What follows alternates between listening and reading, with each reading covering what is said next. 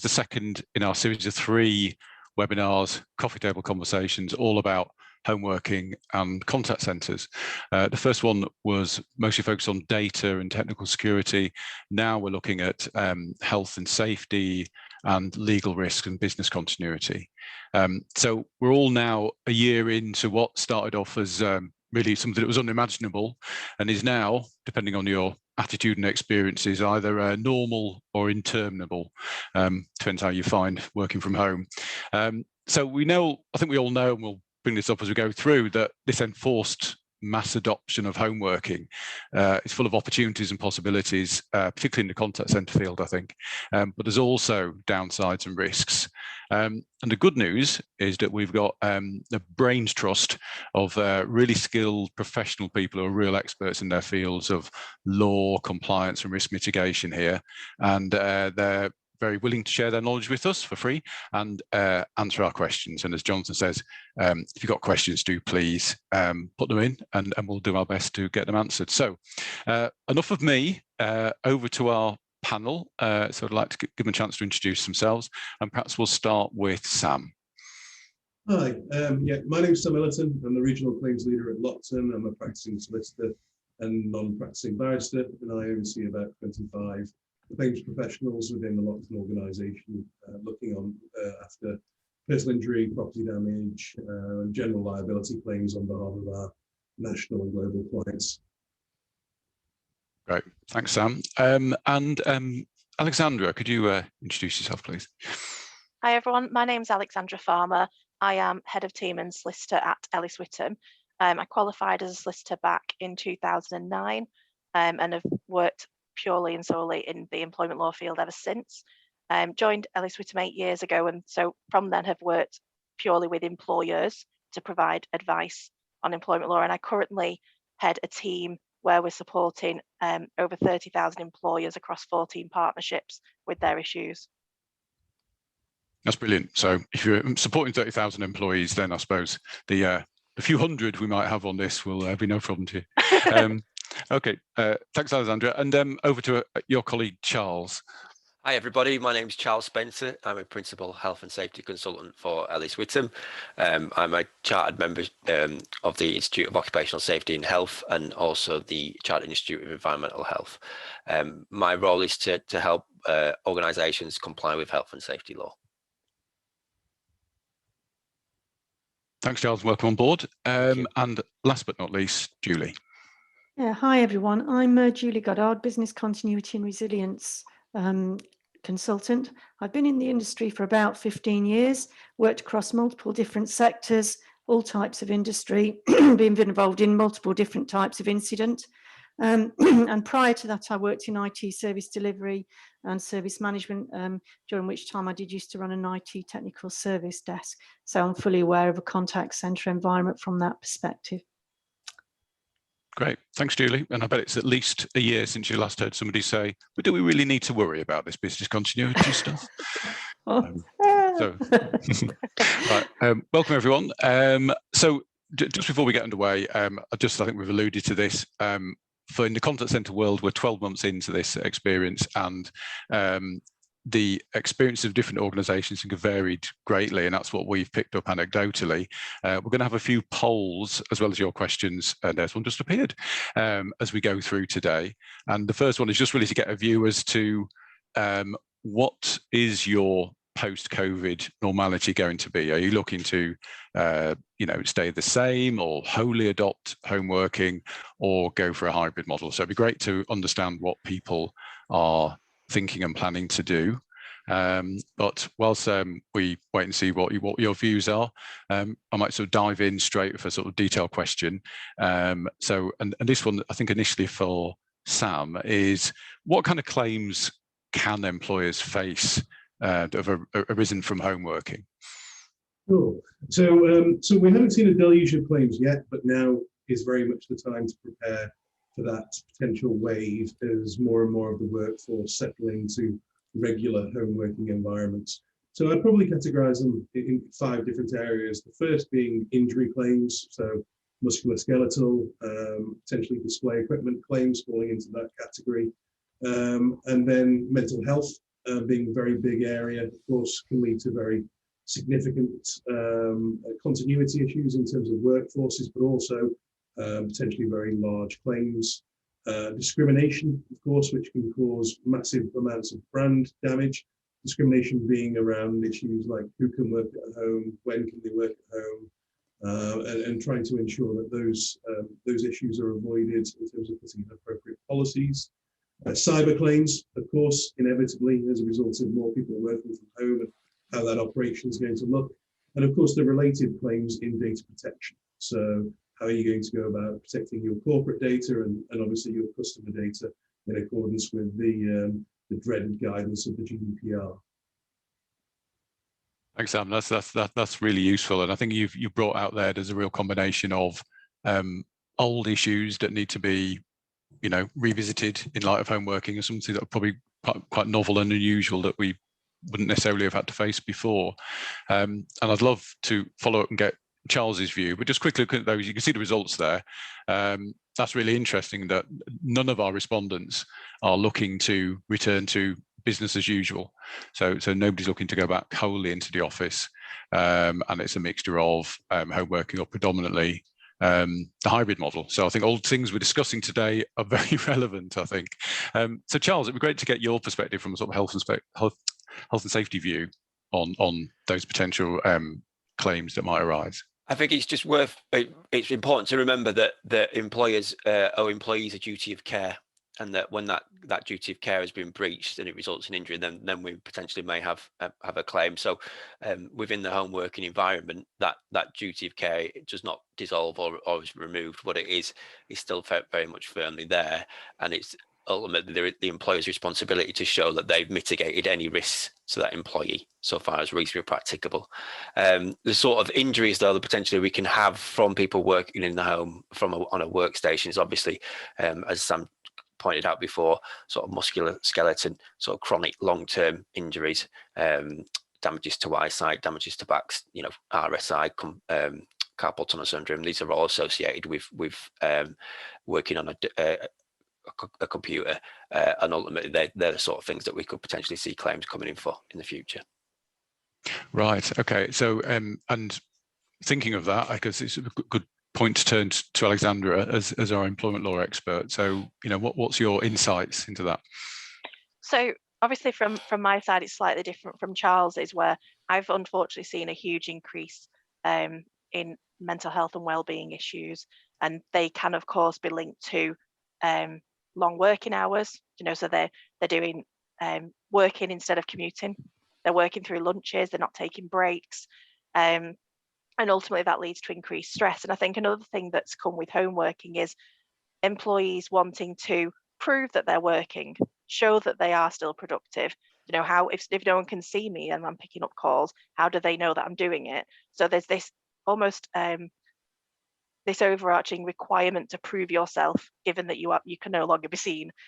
So a lot from my end has been potential stress and mental health claims, and having to try and manage those before they get there. And is that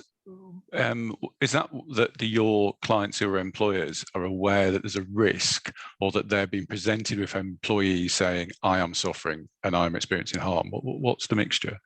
To be fair, it's both. So employers that are monitoring will certainly start to see patterns emerge. So you'll see workload levels, call volume levels, depending on how your systems work, you'll be able to see when someone's logged and logged off servers, for example. So employers should be able to monitor and see that. If they are, then it allows you to proactively speak to the person to say, are you okay? I've noticed that this has been creeping up. On the other hand, if they're not monitoring, or even if they are but not actually taking action once you've seen that information, then yes, unfortunately, it's the employees, and they're not always coming forward to say I'm having issues. Sometimes they do, and that's great because you can provide support, but you tend to see the impact of that issue. So you'll start to see production then starts to drop off, or there's more mistakes, or they become more withdrawn. So if they would normally be talking out in team meetings, they're very quiet, or they're not getting involved in WhatsApp group chats if you've got one of those for the team. So it's those things that then you'd be looking out for to identify that these issues may be going on in the background. Right. So, and then in the contact center environment, I guess a lot of that typically sits at the front line with the team leader, team manager role, which has always been a very difficult role and just potentially seems to be getting more difficult. So it maybe just in terms of taking the pressure off those people, I mean, we've kind of alluded to different things here, but what sort of control measures can employers put in place that will help them manage and understand these risks? I mean, you referred there to some of the systems that obviously contact centers have a lot of systems that measure things. So it'd be useful to kind of get your perspective and then move on to the rest of the panel, Alex. Yeah, so there's certainly those sorts of more monitoring things that I've already mentioned. I think from a sort of pure employment law thing, and when we think contractually, it's making sure that contractually we are writing in that you are encouraged and it's your responsibility to make sure you take your breaks. That might sound really basic, but you know, if they were on site, you'd see that they were never leaving the desk. You can't do that from afar. So it's making sure that the measures are in place to make sure they're doing it. You know, trying as much as you're able. You know, you can't monitor someone 100% of the time, nor would you want to.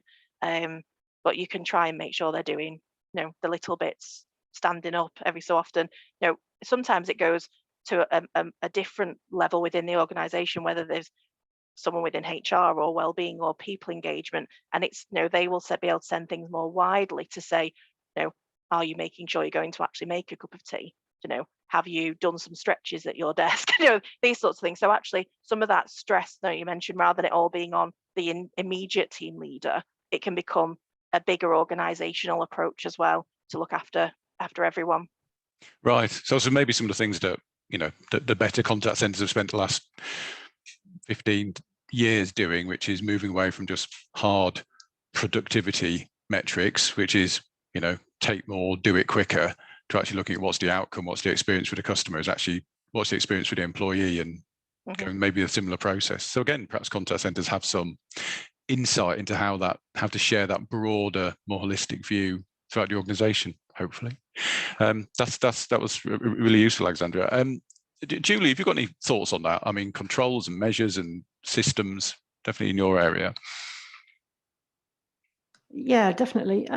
So it's absolutely vital that people have the tools they need to do the job.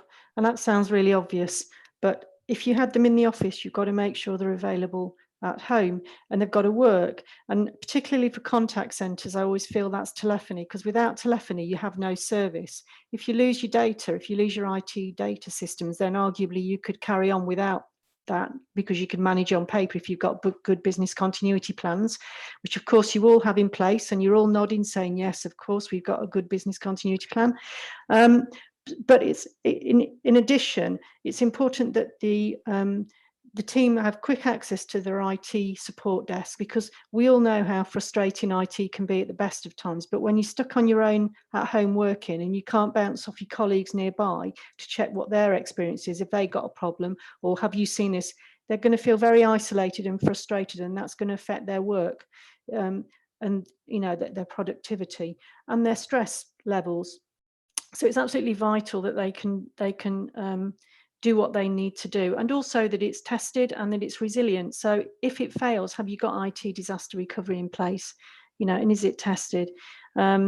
Because it will have changed almost certainly with the move from home working to remote working. The technology in the background will have changed, and therefore the IT team must retest those systems to make sure that the resilience still works in a home working environment, especially as quite a lot of remote connectivity has been rolled out very quickly in the last 12 months, and will almost certainly have issues because of the speed at which it's been done.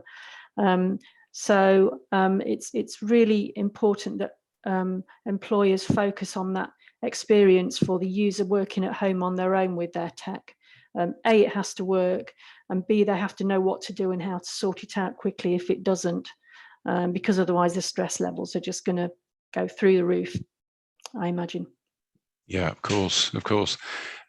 So in terms of when we talked about some of the potential claims that might arise, Charles, could you sort of take us through, you know, what the health and safety executive, expects and demands of employers, and what those implications are, particularly around home working?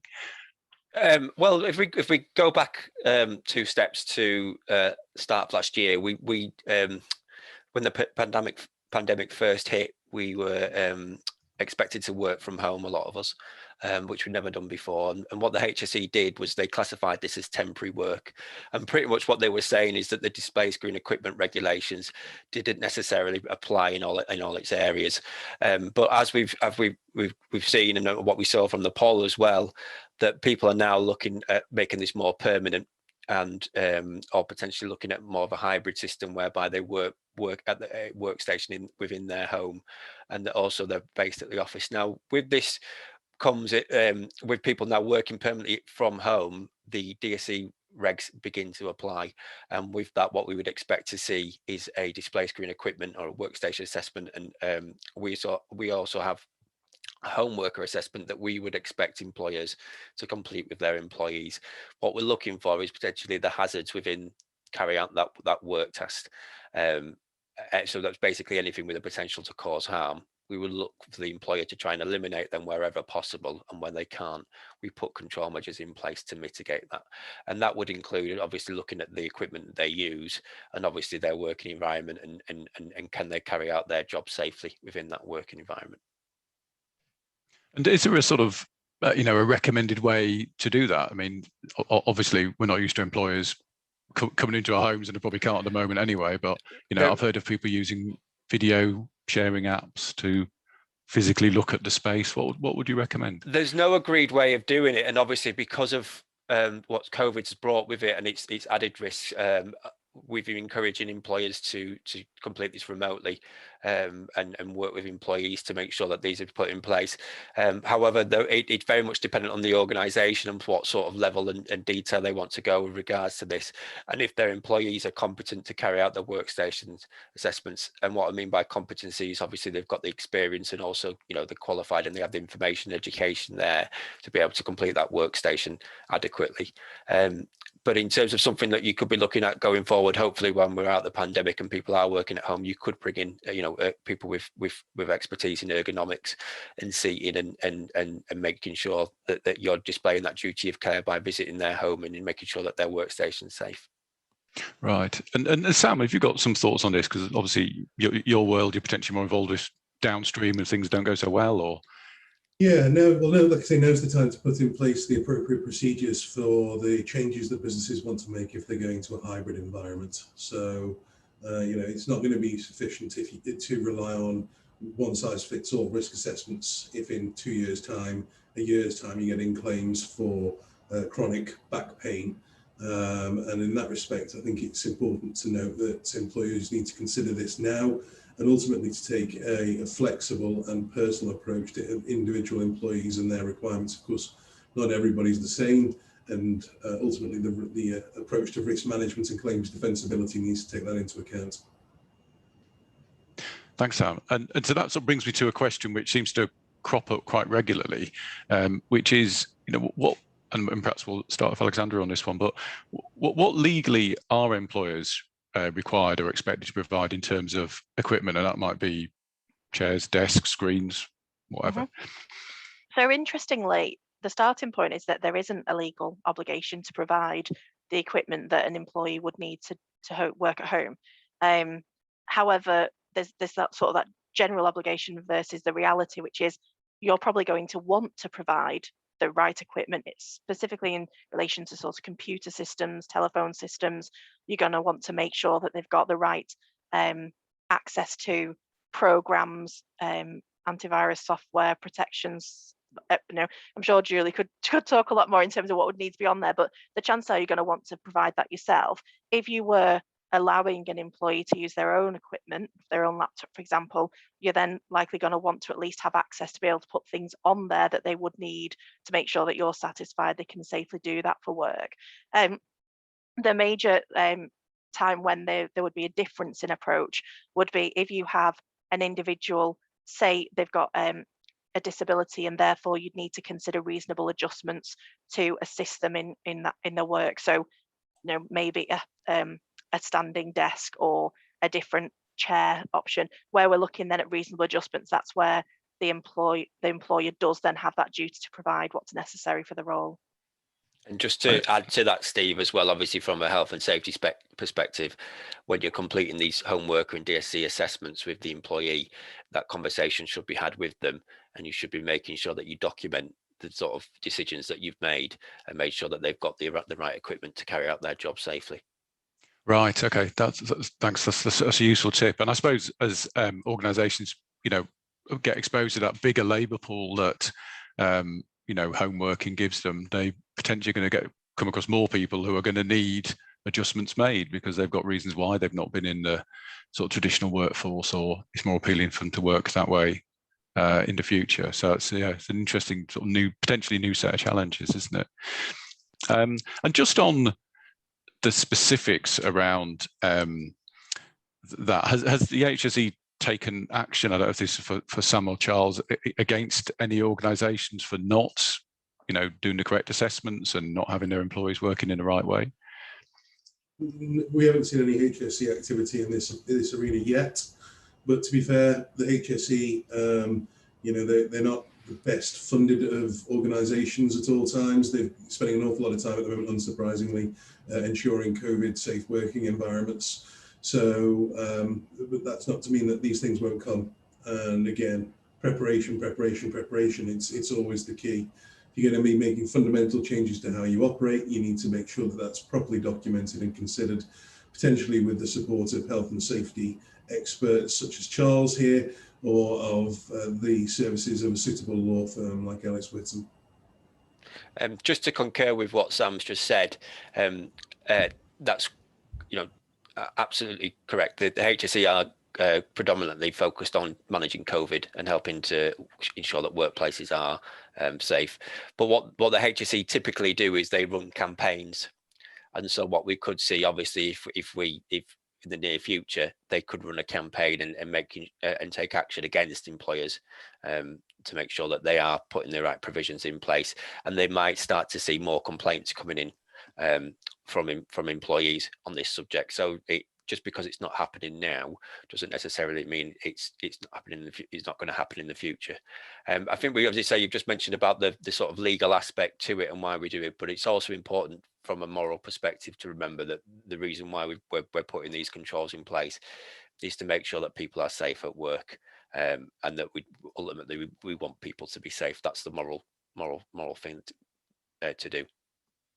I think that's a really important point to make, Charles. And I think we're all conscious, aren't we, that certain things happen, particularly in the early stages of the pandemic, where organisations, companies behaved in certain ways towards their customers and towards their employees, and nobody's quite sure what the long run effects of that are going to be. But I guess there's the micro level as well, isn't there? It's not just dismissing hundreds of people, unreasonably. It's how you treat people ongoing. So I think we'd all want to be on the right side of that line, wouldn't we? So talking of which, and just as an aside, our third webinar in this series is going to be specifically about employee wellbeing. And I think everybody's recognised in different ways that employee wellbeing is very important and of increased importance, or has been for the last 12 months. What sort of measures can be put in place to sort of help protect and maximise well-being? Can we start with you, Alexandra, on that one? Yeah, so I think one thing I'd say before sort of looking at the measures is that it's really important for employers to recognise the impacts of well-being and where that will come from. It's not always going to be through the stress of work levels or concerns about production. You'll have some people, if they're home working, they may live alone and they may not see anyone from day to day. So there's going to be those impacts of well-being. And then you'll have the ones that live in very busy households where they're getting no time to themselves, and they're constantly worried about that impact on the work. So it's recognizing where this comes from. And if I could give sort of one tip of an idea of how you can protect employee well-being, it would to be think of something that isn't linked to work. So can you do more wider business scope well-being things, such as dropping coffee sessions using Zoom or Teams or something like that, or quiz challenges, or well-being challenges, what about if everyone walks X amount of miles to, let's raise some money for charity, all these different things that are not linked to work but keep colleague engagement going, because it can be quite a lonely thing, home working. So that would be my sort of one major tip to think of. Yeah, I think that's really interesting, and it hadn't really properly occurred to me that in most contact centres, by their nature, they tend to be fairly uniform. You know where you are, and corporate cultures usually you just do things the way we do things around here, but everybody's around here is different now, isn't it? That's really interesting, and I think some of those things sometimes sound almost a bit lightweight, don't they? Those ways of maintaining engagement, but you've got to fill the gap, and I think you're right. For some people, they're very, very important beyond just their work. That's really useful. Sam, you got any thoughts on that? I think the other thing to bear in mind here as well is that what we're basing all of our thoughts on at the moment is this hybrid that this fully work from home that we're all seeing, and sitting at home lockdown. Imagine this scenario, but rather than having your weekends, the only option is to walk around the estate, or perhaps a walk in your local park, having the full plethora of alternative things to do with your free time, and all the benefits that potentially hybrid working can bring to mental health, to employee happiness. So, I mean, I think there's so much opportunity here. I would fully endorse what Alexandra is saying. Run virtual things, but also, post-pandemic, we'll be able to potentially have hybrid models where your employees spend their time socializing together. You can put on actual pub quizzes rather than ones through Zoom. Think about creating a homeworking committee, looking at issues that relate to homeworking, and really get the buy-in of your staff, because that's ultimately what this is about. It's benefiting staff to benefiting customers. I mean, I don't want to roll out the common theme and meme that you see from Richard Branson, where he said, I don't put my customers first, I put my staff first, and they look after my customers. But this is really what this is about: looking after your staff's mental health, looking after your staff's bodies, and looking after your business to gain a competitive advantage, and to really gain an advantage in terms of providing great service to your customers. And can I just add to that as well? Obviously, stress is an adverse reaction to pressure, and pressure can come from work or it can come outside of work. But ultimately, what we can do as an employer is in trying to mitigate as much pressure, try and alleviate as much pressure as possible within the workplace. And as we say, people who worked in the office predominantly now working in a home working environment. And I mean, up until last week, people were homeschooling. There's no reason why an employer couldn't work with an employee and allow them extra time to do some homeschooling in the day. There's numerous ways which an employer can work with an employee, but ultimately we were trying to alleviate those sources of pressure to prevent this adverse reaction of stress. And I think to Sam's point, it's interesting, isn't it, that the people who have always had a dedicated home working model, and think of people like Sonsei, a large part of why people work for them is because they do a lot more in their lives other than work. And it's it's a valid point that this is a bit of an aberration we're going through. Julie, you've got any thoughts? Sorry, interestingly as well, sorry, Steve. I mean, I had a quick look at the examples from some of our European cousins, and businesses like Volkswagen in Germany, for example. It's illegal to contact staff members whilst on holiday. But companies as big as Volkswagen and BMW have extended that requirement to out of our office hours time. So very much that right disconnect that's really a bit hot topic in Europe at the moment. And we're only going to see more of that in the UK as well. So really important that, you focus on that well-being piece, and everything else will follow. Right. That's really useful and interesting insights. Around that. Just actually like to pick up on Sam's point about not contacting staff out of hours. The only exception to that would be if your business continuity plan allows for a 24/7 response, because depending on the hours your service centre works, some are 24/7, obviously, or long hours from 7 in the morning till 10 at night, then you might need to have to contact people in an emergency. But that's obviously a caveat. It's only in certain situations that you would contact them. So there's that slight exception to that.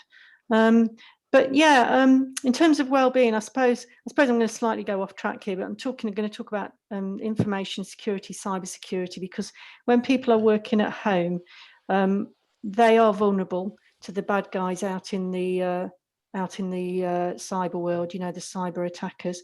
People know that they're vulnerable, and they will hone in on them. So it's absolutely vital that the right protection is wrapped around those individuals at home so that they're not exposed. Make sure that they've got all the right security on their equipment. Make sure that they've got the right permissions to access what they need to access, no more, no less. And make sure they are absolutely trained in cyber awareness. So not clicking on links, not going into websites, and all this stuff, which is probably might seem obvious, but people can forget. And also these people who carry out social engineering, they know that people working at home are vulnerable, and they can easily mimic an email address and send an email that looks like it's come from a genuine address within the organisation, which would encourage the employee to click on a link, and then you've got a problem. So it's absolutely vital that you train staff to look out for all of these things. And the security really is the responsibility of your cyber team and your IT team. And I'm going to give you 2 questions to ask that you may not understand technically, but you absolutely need to ask them, even if you don't understand the answer. And that is, you need to ask your cyber team, or ask your manager to ask your cyber team if they have defense in-depth security, and if they've been patching for vulnerabilities. So remember those 2 things, ask the questions, and don't worry if you don't know the answers. The fact that you're asking the questions will put them on alert, because it means that you're digging about how secure your environment is. And because home working has been rolled out very quickly in the last 12 months, there's some organisations, I have no doubt whatsoever, will have gaps in their security that you could drive a bus through if you knew where to look for them. So it's really important that you ask those 2 questions. So defense in-depth security and patching for vulnerabilities. Please remember that and ask for it. The other thing is, going back to the ITDR I mentioned earlier, you know, it's your IT team's responsibility to make sure you have disaster recovery and backup in place, so that if you have issues at home, they have something to fall back on, and it should be tested.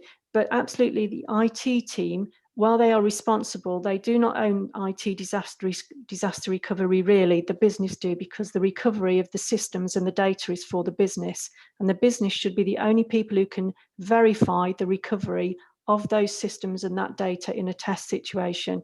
So it's absolutely wrong if an IT team says they've done DR tests, but they've signed it off as being a success. It should always be the business that sign off those systems. So especially with your contact center software and your telephony, you should be involved in that testing to make sure that you can flip to your backup software or your backup telephony, and that it works to an acceptable level. And you should push for that, and it should be tested regularly. I would say, if not, annually, I would say for systems is probably okay. For telephony, you should probably be doing it every 3 months, 6 months, something in that sort of order. Probably once a year is almost not enough for telephony, because for me, telephony is the backbone of a contact center. So it's that thing to go back to your IT team with again and say, when did you test? What were the results? Are we going to be involved? Can we be involved? We need to sign it off as a success. And therefore, you're wrapping resilience around your people working from home.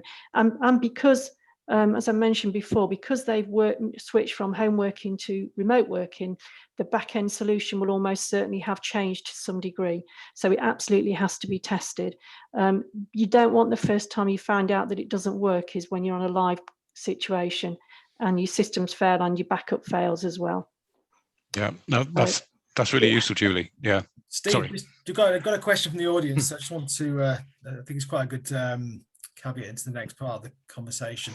So Maggie is asked, is there a legal requirement to provide equipment at work and at home if someone requests a flexible working contract, e.g. chair, screen, etc.? Is the cost to the business of doing this part of the consideration? I'm presuming I'll pick that one up. Yeah. I mean, we touched earlier on sort of the fact that there isn't a legal obligation to provide equipment for home working. So that's your starting point from at home. I think it's interesting. Obviously, the question sort of poses that hybrid model where you will have someone working part of the week at home, part of the week at the office. And in terms of the legal requirements, it's as we've already discussed, but there's just that sort of how you'll manage that. So what I'm expecting to see is a lot more hot desking from an office perspective. So you won't actually have your own desk and set up at work. It's more of a hot desk that's shared then from all the people that are home working and on a hybrid model. And the other thing that you'll often see, and I certainly have one, a laptop that then you attach to a dock at home. So it's the same laptop that you then can take onto site that you can attach to a dock. So that's, that's another sort of way that you look at it. But in terms of the question part about is the cost of the business, something that can be considered, it can be. And one of the grounds that flexible working as a legal right can be rejected is the burden of additional costs. But of course, you've got to consider it reasonably. So, what are the true additional costs going to be, especially if, for example, I'm saying, it's a hot desk rather than 2 setups, and it's a laptop with a docking system, so it's the same either way. And in terms of sort of desks and chairs, etc., it's not unusual for those not to be provided at home, unless we're in a scenario that we discussed earlier, which is a flexible work, a disability potentially requires reasonable adjustments.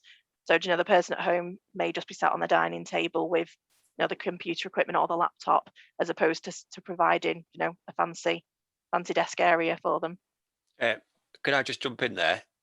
I would just advise that whatever decision is made, that it's justified and it's documented within the home worker and DSC assessment.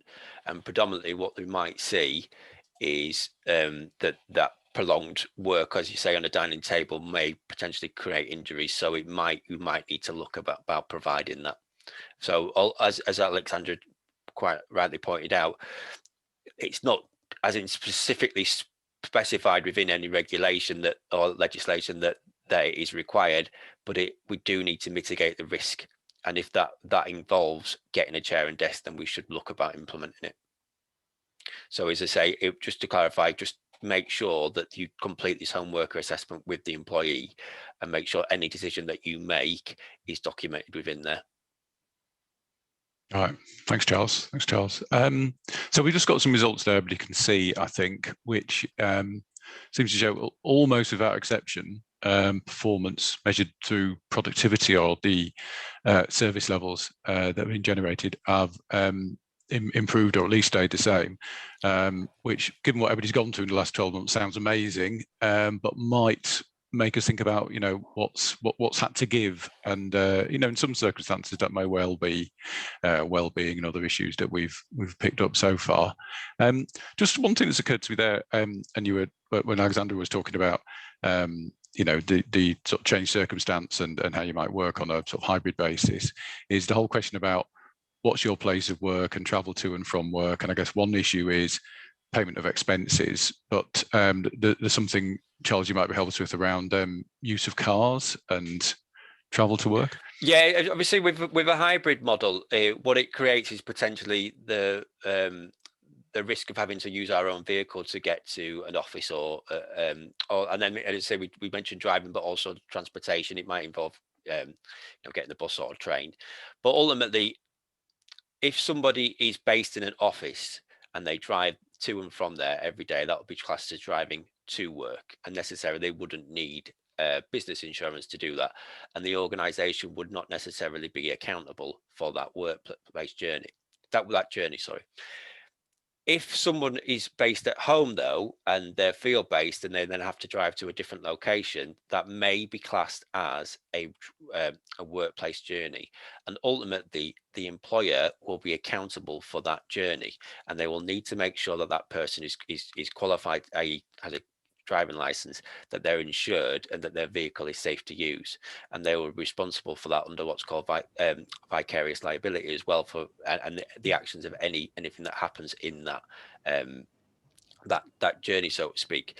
So it's important to when you're looking at this and looking at these contractual models and where people are going to be based and working, to make sure that if they are required to go into the office, that is tidied up, and we basically check as well with the insurers for the company and also their personal insurance to make sure that they're covered for that journey that they're undertaking. I'd Right. just add to that as well, of course, that if you're completing a work journey, you also need to consider your expenses policy. So, of course, you can recover some of these costs potentially from the HMRC, and it'd be advisable to be informing employees in terms of what they need to do to pursue that, should they wish to claim for their travel to and from work. There was an accident that happened, I think it was in November 2019, whereby somebody was on call and they were woken up in the middle of the night, and then they were expected to be at work at 8 o'clock the next day and crashed their car on the way there, and ultimately the employer was accountable for that journey and therefore was prosecuted for causing the accident. Right. Okay. That's interesting. So, and I mean, the whole issue of insurance, I think for a lot of people came to the fore with the issues around business interruption insurance early on in the pandemic. So, I mean, Sam, that's kind of your area. What have you got any general advice around insurance generally? Yeah, if you're going to fundamentally change the nature of how your business operates, clearly you want to have a discussion, ideally as soon as possible, with your insurance broker to look at the types of covers that you're going to need in place to cover the risks of home working claims. But also on the bright side, I know we're talking a lot about the risks and the bad things today about home working, but obviously as well, that may be also that you're reducing your office footprint.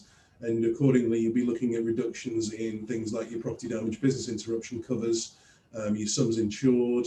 And obviously, the sooner you get all of that program in place, the better. Great. No, that's yeah, useful and nice to remind us there are still some upsides to this. We've got a question here. I think it might be one for Julie initially anyway, from Paul Evans. And he's talking about there's the cyber threat, there's also physical security. And, you know, obviously we've got, as described, some people are sharing a space with others, which creates a risk. But also there's things like, you know, how do you avoid being overheard or overseen, or, you know, some people still rely on paper, particularly back office type roles. So any advice around how do you mitigate those risks and how do you do it in a way that works for the employees? Yeah. I mean, you've got to accept there is an element of trust here in your employees. There has to be that, first of all. But in terms of physical documents, first of all, I would say use document classification on documents and make sure that your organisation should have that as a strategy to indicate what's sensitive and what's confidential. And also, if information is sensitive and confidential, I would suggest that, if possible, it's scanned in and sent to people rather than on physical pieces of paper, which obviously can be just picked up or, you know, left lying around and could be left in sight of people at home. As I say, there is an element of trust here, but it is important that people only have access to what they need to know. So it's on a need to know basis.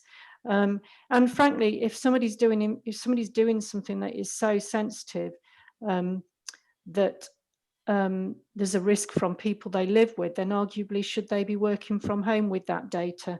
You know, because although we've talked about home working, and there are situations in industries and people who have to work in an office environment for security reasons, you know, and so I think it's a case of looking at the individual circumstances and what data they're accessing. But also, obviously, you should have an NDA type agreement in place, I think, with employees that they won't disclose information even to those that they live with if it's that sensitive, and that they're handling documents responsibly and taking all measures, you know, and locking them away at night when they or when they're not in their office. Because if their house gets broken into, I'm kind of going off in a tangent slightly here, but if their house gets broken into and there's legal documents or something left lying around, you know, they could easily just get picked up. There might be confidential bank details or whatever it is they're doing. So, but my advice, and this is a strategic thing really, is organisations should be looking at scanning in confidential documents. They shouldn't be physical hard copies, really. And that way you've got much more control over who has access. Obviously, you can as well get for screens, these screen guards, which you'll be aware of, hopefully, that you get on laptops. People use them on trains often, where you can put that on the screen, and therefore it gives you a very focused view on what's on the screen, and people looking over your shoulder from an angle can't see it. There's those sorts of measures as well. But I have to come back to there has to be an element of trust. There has to be, I think. I'd appreciate the legal, if there's any of you legals have got a point on this, really. I mean, I can add only very little, really, which is everything that you've talked about, Julie, in terms of the requirements is something that, someone like me would be looking at making a contractual requirement. So we would be looking at introducing a confidential information and data protection clause within contracts where, for example, the employee agrees to lock their computer if they're going away from their computer. The requirement often to keep confidential information in locked drawers.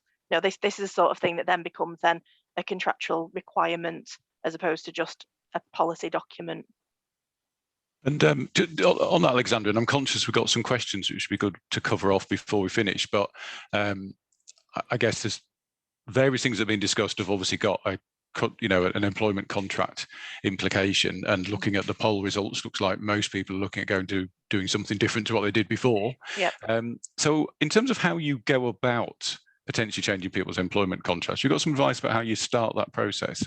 Yeah, so the first thing we'll be considering what needs to change. It's never going to be just a place of work. There's loads that comes with that. I've just mentioned there the confidential information, additional points.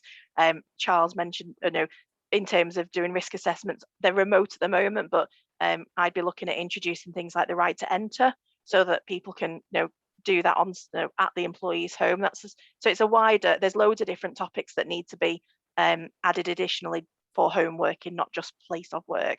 In terms of the way that this would be agreed, if we can put it that way, is for anyone looking at hybrid, the chances are you're going to get agreement from employees really simply. They're going to want to do this. They probably have enjoyed an element of the last year home working, but have also missed, I'm sure, the physical, the contact with colleagues, the fun side of being at work. And a lot of people prefer this half and half. So for many, it'll just be an agreement. And when you're looking to change contracts, there's for something like home working, you're not really going to be able to look at flexibility and clauses within current contracts. It's too much of a change. So agreement is always the easiest. And if you can get the agreement and sell that to staff, that can come in as soon as everyone wants it to. It can just carry on from now. If unfortunately, I think there was a couple of people at the beginning that said they want to just look at home working, and that might be a harder sell because it's not for everyone. Some people will have hated the last year. So the first thing would be thinking, what's my business case? What's the reason I want to bring in this change? You would certainly then try and see if you can seek agreement from all or at least most of your staff. And that's where being the great salesperson is going to come in. Can you show the benefits and also the potential consequences of not agreeing? If you're having to look at this because of maybe financial reasons, having to cut overheads, it could be that not agreeing to this in an alternative, you're looking at things like redundancies, depending on how your business has done through the pandemic. And if agreement's not possible, legally, we then look at two things. One is just unilaterally changing the contract, which I'll just be honest and say, please don't do it. In this situation, it's just too much of a risk because there's risks of breach of contract and people resigning off the back of it. So then we're looking at, we'd call it a dismissal and re-engagement. So you would actually serve notice to the employees under their current contracts, and there's a time impact of that because some people may have maybe up to 12 weeks notice depending on how long they've been employed.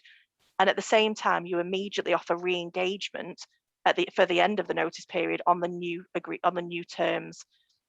That's certainly one thing you can look to do. But if they've not agreed when you've tried to have the nice chat, the risk is that they're not going to agree at that point. So you've just really got to make sure your business case is there, and it's certainly not a step I'd ever advise anyone take without seeking legal advice. Right. Those useful words of caution there, I think, Alexandra. Yeah. So we've got a few questions coming in. I think certainly a couple probably fall predominantly anyway into your room. The first one there from Glenn is staff that are now working from home, can they be forced to return to the office, which is kind of the scenario you just described? Can you do that?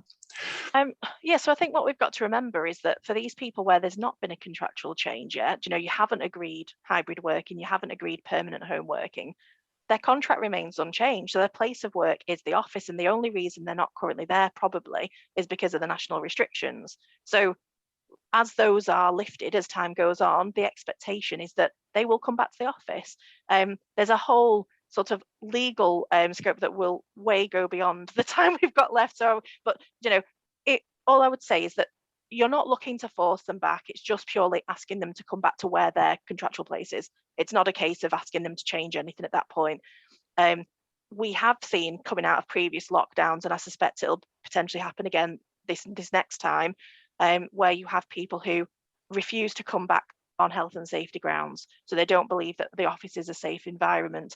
And then there is a lot more that needs to be considered because of the additional protections that an employee gets when they're raising health and safety concerns. And mindful of the time, I won't go through the whole thing, but I would just say, if it's for that reason, so they're saying, I don't want to come back, not because I disagree, that's my contract, but because I don't feel I'll be safe there, then please ensure you get additional, advice on that before you take any steps.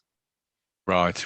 And we've got a question there from David, which is about if an employee didn't want to grant access to an employer for DSE assessments. And I guess it comes down to, is there an alternative way of doing it? And as an employer, how hard do you want to push this particular point, I guess? And there's no reason why you couldn't upskill them to do it themselves. Yeah. So I mean, at the end of the day, you do these assessments for the benefit of the employee. If the employee doesn't want to allow you into the premises, then essentially, to a certain extent, they waive their right to that benefit. And in that respect, if a claim came in down the line, the employer would ultimately, let's say that individual who'd refused the assessment then wished to pursue a claim as a result of workplace injury, you would then be using the fact that they've refused rightful entry in accordance with the contract in order to dispute that claim. And of course, on top of that, it would be a breach of employment terms. So fundamentally, employment is all based, as Alexandra's nodding ahead, of course, on a contract. And so it depends to how you write that contract in terms of how important that access is. Ultimately, employers need to be flexible here because the benefits are on both sides. And so, some people may not want they don't want someone coming in to do an assessment who would on 5 minutes notice. It's booked in, you want to tidy around the house a bit before they come into your home. So thankfully, I think that would be a relatively rare scenario as long as the employers were mindful of the fact that they are coming into somebody's personal environment. Right, so a bit of sort of rights and responsibilities coming in there. So have we hopefully just quickly got time? Sergio was asking, I think somebody's got personal experience of this, is the opportunities of a cross-border workforce, which would be novel for most contact centres, where if you want, for instance, a non-English speaker, you might go and get somebody who's non-English who's living in the UK. But as he says, that adds an exponential level of complexity. From your different perspectives, any advice you'd give around an organisation looking to exploit that opportunity? I've only got a couple of points. I don't know. The things that I've seen have been where people have gone to work from home and they're now saying, well, this works for me. So can I now go and work from Spain? Can I now go and work from my apartment on the Algarve, whatever it may be? And because they're saying, well, I've done it for 12 months from my office, wherever I am, so why couldn't I do it there? And that's really the only bit that I can point on this. And it's, if you were ever going to agree that, from an employment law perspective, you've got to be really mindful of the complexity of additional laws and regulations that would apply for the employment relationship. So often you've got to make sure that you are giving the correct holidays for that region, wherever they're going to be based, and visas, and are they allowed to work? In reality, the chances are you're probably going to just say no, because it's from an employment law perspective, it can be a little bit of a nightmare. I don't know what other people's views are from different angles. I think it depends on the seniority and the skill set that you're looking for. If it's call center staff, There's a wealth of them in the UK. It may not be worth undertaking that level of complexity to bring those people on board. But if you're looking at kind of subject matter experts who are based fundamentally in Europe, it may be worth taking those steps. But again, you know, as Alexandra said, you've got to look at local territory requirements in relation to employment law. And obviously, post-Brexit, we're going to be seeing more and more changes in terms of individuals' right. Obviously, UK residents won't have a right necessarily to move into these territories and work from these territories. So they're going to have to get visas and everything that goes with that. So it really is a balance in terms of benefit versus how much pain it's going to cause in terms of complexity. But certainly, at least within the territory of the UK, a flexible home working environment makes you incredibly competitive. Employers that refuse to assist and show flexibility to staff is just going to drive your best staff to competitors who are going to come along and are going to say, we can offer you more money because our operation costs us less to run. So overhead is going into salary. And on top of that, you can work from home or entirely flexibly. So they're going to get your best staff and they're going to be able to do the same job that you're doing for cheaper, which is really the risk that people need to be bearing in mind if they're not prepared to be flexible in terms of their employees' requirements. All right, thanks, Sam. That's really useful. Oh, you've got onto mute, Steve. Yeah. Oh, I got it right all the way through. Sorry, I've said yeah. Thanks, Sam. That's really useful. And I think that probably wraps us up. To be honest, we haven't got any more open questions. I found that very informative and enlightening. But let me hand back to you, Jonathan. Yeah, so thank you all, everyone for attending and all the panelists for their contributions. I think it's been really insightful. If you've got any questions following this session, please contact Contact Centre panel. We'll pass them over to the experts for them to actually answer your questions. This is the second of our 3 home working coffee table conversation webinars. The next one is going to be coming up later in the month, and it's focused on home working or home worker well-being. So something we touched on in this session. We'll be expanding on that. If you wanted to replay or watch this session again, because there's been a lot of content to take in, we're going to be sending out a link to the replay. We'll also be putting it on our website and on our YouTube channel. You'll be able to also access the previous webinar we ran last month if you wanted to watch that. So yeah, just also if you could finally just fill in the survey at the end of the session just to give us your feedback, it's really appreciated. And that's it, and have a great day all. Thank you. Bye everyone.